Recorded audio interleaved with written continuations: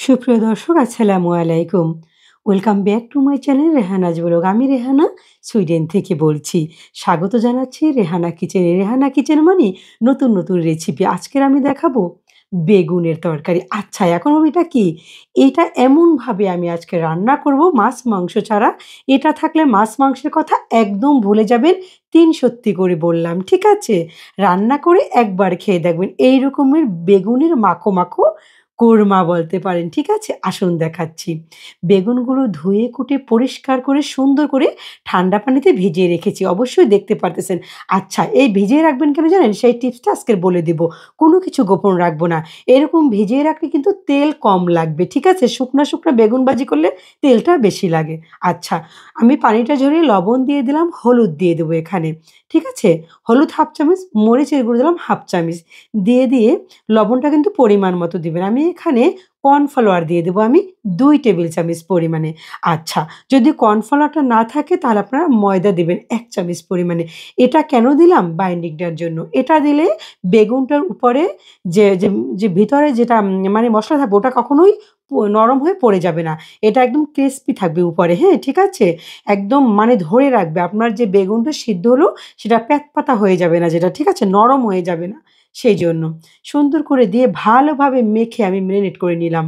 এখন আমি একপাশে রেখে একটা আমি ফ্রাই প্যান দেবো। আচ্ছা এটা আমি এখন তেল দিয়ে দিলাম। রান্না করা রেগুলার তেল দিয়ে দিলাম। সেখানে আমি এক করে বেগুনগুলো দিয়ে সুন্দর করে ভেজে নেব। দেখতে থাকুন প্রসেসটা। এইভাবে করে একবার বেগুন রান্না করে খেয়ে দেখেন, মাছ মাংস দরকার নয়, শুধু বেগুন। ১ পিস বেগুন দিয়ে আপনার ভাত খাওয়া হয়ে যাবে। যদি না খেয়ে থাকেন, না করে থাকেন একবার ট্রাই করবেন। যে এইভাবে বেগুন রান্না করা যায় মানে কল্পনাও করা যাবে না, এত মজা হয়। ঠিক আছে? আচ্ছা দেখতে থাকুন সেই প্রসেসটা। আমি এক করে সুন্দর করে এপিঠ-ওপিঠ করে বেগুনগুলো ভাজবো। এই যে যখন এই রকমের ভাজা হয়ে যাবে তখন আমি আমার বেগুনগুলো উঠিয়ে নিয়ে যাবো। এই যে দেখেন এই হালকা দোনো পাশে একটু লাল হবে, হালকা করে বাদামি কালার আসবে। বেগুনগুলোর ভিতরে কিন্তু একদম সিদ্ধ হয়ে গেছে। বেগুনগুলো উপরে কিন্তু পুরা ক্রিসপি। ঠিক আছে? উঠিয়ে নিয়ে গেলাম। আমি এখানে পেঁয়াজ বাটা দিয়ে দিলাম। দেখছেন একদম পানি মানে পুরা ছিটে উঠছে তেল। আমি এখানে পেঁয়াজ বাটা দিলাম পুরা ১ কাপ পরিমাণে। একটু পেঁয়াজ বাটাটা এখানে বেশি দিবেন। তাহলে না এই সসটা অনেকটা ঘন হবে এবং এই সসটা দিয়ে ভাত খাওয়া যাবে। আচ্ছা আমি এখানে আদা রসুন বাটা দিয়ে দেবো ১ চামচ পরিমাণে, 1/2 চামচ আদা, 1/2 চামচ রসুন বাটা।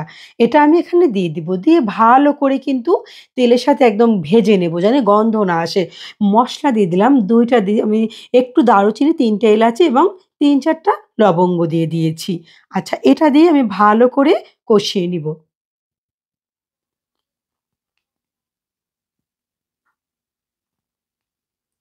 ভালো করে যখন ভাজা হয়ে যাবে এরকম, তখন হলুদের গুঁড়ো দেবো আমি 1/2 চামচ পরিমাণে, মরিচের গুঁড়ো 1/2 চামচ দেবো, ধনিয়ার গুঁড়ো 1/2 চামচ এবং আমি জিরার গুঁড়ো দেবো 1/2 চামচ পরিমাণে।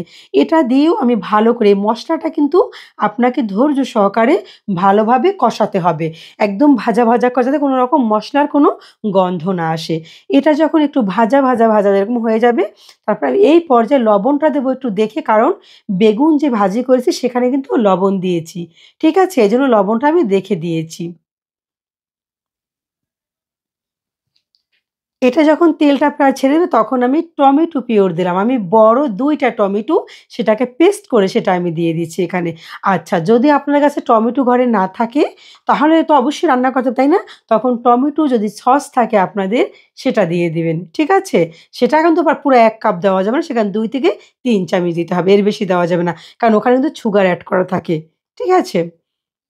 এখন আমি পানি দিয়ে এই মসলাটা ভালোভাবে কষাবো এখন আমি। একদম গ্রেভিটা ভালোভাবে কষাবার জন্য। কয়েকবার কিন্তু আমি কষিয়ে নিয়েছি, দেখতেছেন আপনারা। দেখেন মজা করার জন্য কি করতে হয়? তেমন কিছু না। একটু ধৈর্য এবং প্রসেসিং কিভাবে রান্না করে সেটা দেখুন।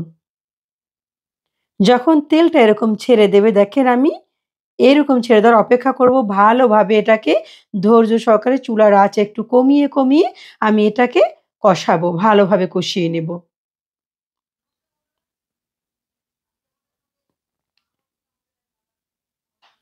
এই পর্যায়ে আমি এখন বেগুনগুলো এক করে সুন্দর করে বসিয়ে দিব।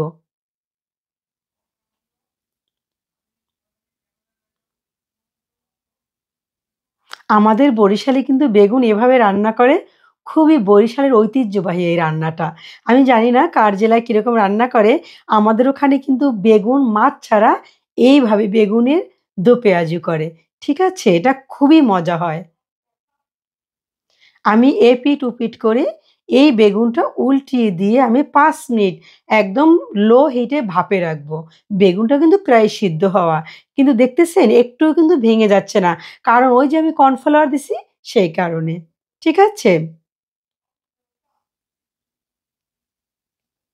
এখন আমি ঢাকনা দিয়ে ঢেকে রাখবো ৫ মিনিটের জন্য। ফিরে আসলাম ৫ মিনিট পরে। আমি আবার একটু উল্টিয়ে দিব। এই যে দেখেন আমি যে এটা কম আঁচে দিছি তার প্রমাণ দেখেন এই যে নিচে কিন্তু একটুকু লাগে নাই।